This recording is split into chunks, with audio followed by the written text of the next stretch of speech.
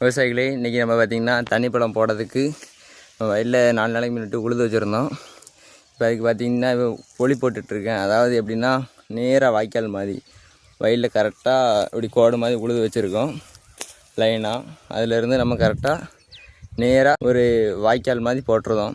அந்த வாய்க்கால் வழியாக நம்ம நேராக தண்ணி விட்டு நம்ம வாய்க்காலுக்கு இந்த பக்கமும் அந்த பக்கமும் பார்த்திங்கன்னா நம்ம விற்று ஊனிடுவோம். நம்ம சென்ட்ரு வழியாக தண்ணி போகிற மாதிரி. அடுத்தால பார்த்திங்கன்னா 10 நாள் கழித்து நம்ம களை வெட்டுறதுக்கு கரெக்டாக இருக்கும். இப்போ பார்த்திங்கன்னா கரெக்டாக 12:45 இப்போ தான் நம்ம பார்த்திங்கன்னா இது பொலி போட்டுட்ருக்கோம். வெயில் பார்த்திங்கன்னா சரியான வெயில். இந்த வெயிலுக்கு பார்த்திங்கன்னா எல்லோரும் இளநீ குடிங்க, உடலுக்கு ரொம்ப நல்லது. சரி விவசாயிகளே, நம்ம பார்த்திங்கன்னா விற்று ஊனிலேருந்து அறுவடை வரைக்கும் நம்ம வீடியோ போட்டுக்கிட்டே தான் இருப்போம்.